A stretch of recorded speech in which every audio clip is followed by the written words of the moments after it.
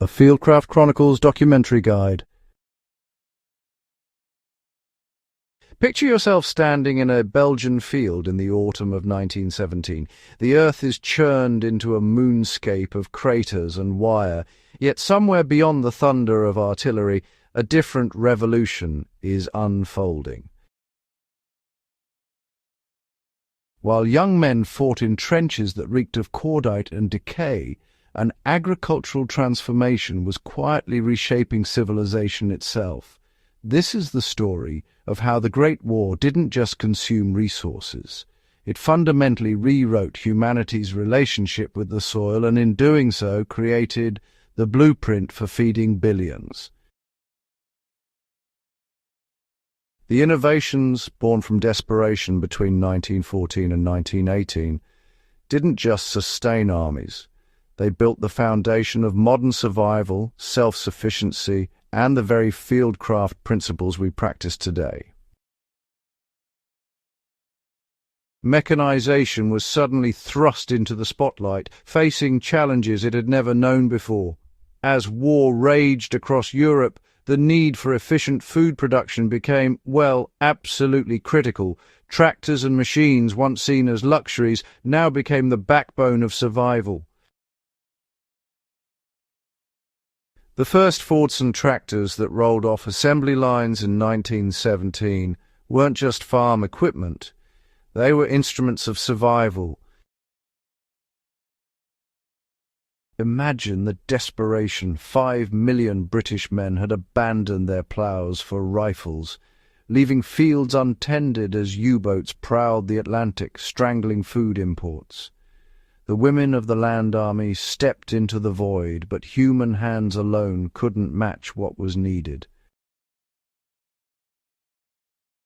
Enter the internal combustion tractor, a machine that could do the work of a dozen horses without needing fodder, that could instead feed soldiers.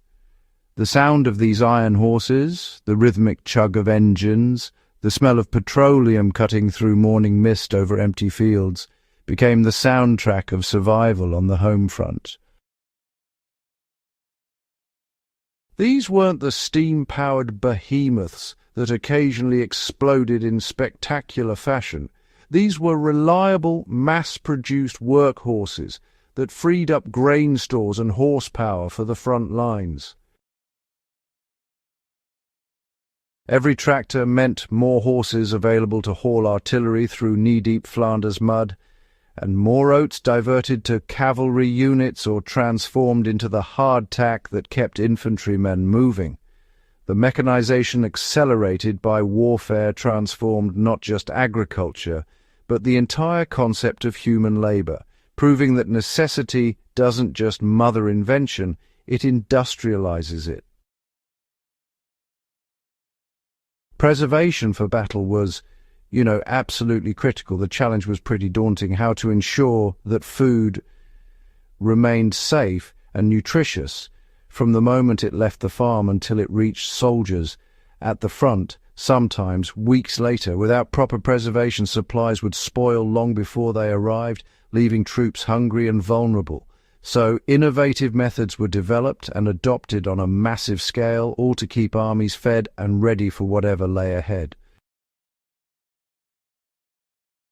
Supply lines stretching from heartland farms to frontline trenches demanded food that could survive weeks in transit, often through submarine-infested waters and shell-pocked roads. Soldiers opening tin cans in rat-infested dugouts were benefiting from preservation methods that became patriotic duties on the home front. Government posters urged citizens to can everything from vegetables to meat, transforming kitchens into small-scale production facilities for the war effort. Meanwhile, dehydrated foods, dried vegetables, powdered soups, desiccated meats formed the backbone of field rations because they required no precious metal or rubber for containers. A Tommy or Doughboy might carry days of nutrition in a haversack that would have required a wagon train in previous wars. This wasn't just about convenience. It was about survival logistics at an unprecedented scale. For today's bushcraft practitioner or prepper, the lesson resonates clearly. Preservation isn't luxury, it's strategic necessity.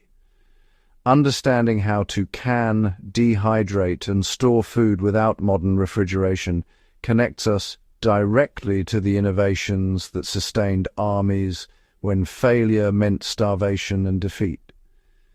These techniques, refined under the pressure of total war, remain foundational to self-sufficiency and resilience in any era. So, as we reach the end of our journey, let's just take a moment to reflect on the remarkable stories we've uncovered together. These discoveries honestly remind us how history is never truly finished. There's always more to learn and understand. Thank you for joining me. And until next time, keep seeking out those hidden narratives that shape our world.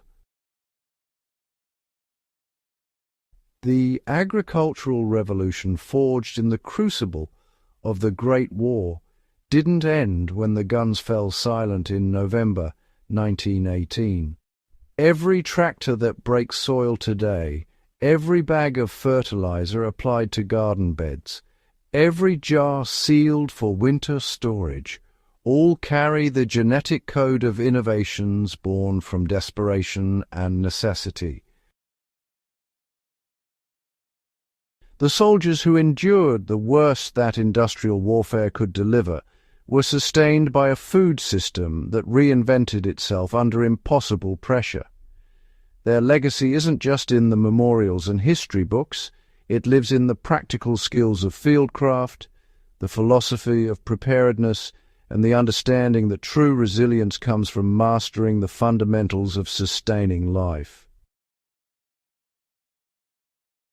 When we practice these skills today, whether canning harvests, understanding soil fertility, or simply appreciating the machinery that feeds civilization, we're honoring not just ingenuity, but the human capacity to adapt, endure, and overcome. If this journey through history has sparked something in you, don't let it end here. Subscribe to Fieldcraft Chronicles and share this video with anyone who understands that survival skills and historical knowledge aren't separate pursuits. They're two sides of the same essential coin. Together we keep these lessons alive.